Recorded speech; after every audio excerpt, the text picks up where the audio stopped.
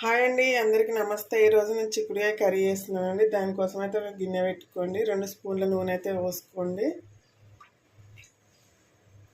పచ్చికారం చిక్కుడుకాయ కర్రీ అండి. కొద్దిగా ఆవాలు వేసుకోండి, కొద్దిగా జీలకర్ర,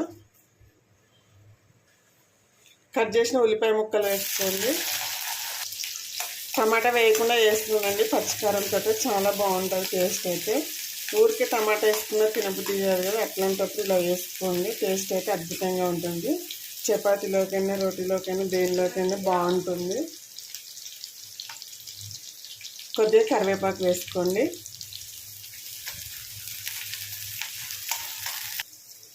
హాఫ్ టీ స్పూన్ అల్లం వెల్లుల్లి పేస్ట్ వేసుకోండి.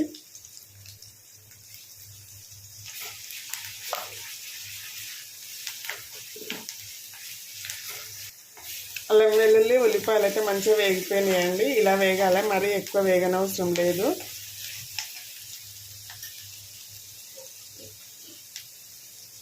హాఫ్ టీ స్పూన్ పసుపు వేసుకోండి.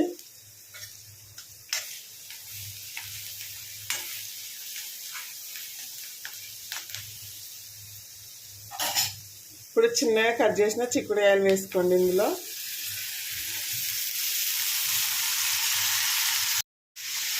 ఈ చిక్కుడుకాయ ముక్కలు అయితే నూనెలే మంచిగా మగ్గనివ్వండి. ఎంత బాగా మగ్గితే కూర అనేది అంత టేస్టీగా ఉంటుంది.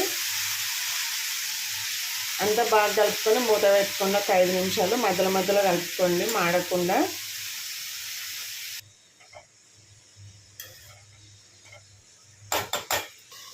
పచ్చిమిర్చి కారం చేసుకోండి. ఒక 15 పచ్చిమిర్చి తీసుకొని అలా తగినంత సాల్ట్ వేసుకొని మిక్సీకి వేసుకోండి.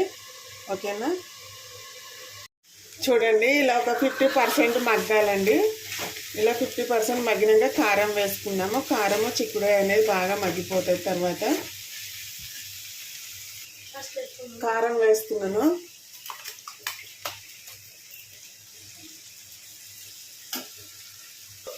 కారం వేసినామండి. ఇది బాగా కలుపుకోండి మొత్తము.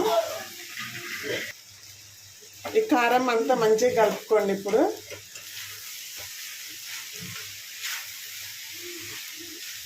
ఇలా మొత్తం కలుపుకొని మూత పెట్టుకొని ఒక 5-6 నిమిషాలు మగ్గనివ్వండి. ఇది నూనెలో ఎంత బాగా మగ్గితే అంత బాగా టేస్ట్ ఉంటుందండి. ఈ కారాన్ని పచ్చి స్మెల్ ఇట్లా మొత్తం పోవాలండి. ఓకేనా? మూత పెట్టుకుని ఒక 5-6 నిమిషాలు మగ్గనిద్దాం దీన్ని అయితే. చూడండి, చిక్కుడుకాయ అనేది ఇలా మగ్గాలండి. కూర అయితే రెడీ అయిపోయింది. ఫైనల్గా కొద్దిగా ధనియాల పొడి వేసుకుందాము. ఒక హాఫ్ టీ స్పూన్ ధనియాల పొడి వేసుకోండి. ఒక పావు టీ స్పూన్ వేయించిన జీలకర్ర పొడి వేసుకోండి. టేస్ట్ అనేది బాగుంటుందండి చిక్కుడుకాయ కర్రీలో.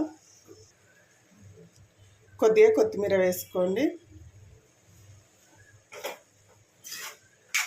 అంతా బాగా కలుపుకోండి ఒకసారి. చూడండి, గ్రీన్గా మస్తు వచ్చింది కదా కూర అయితే.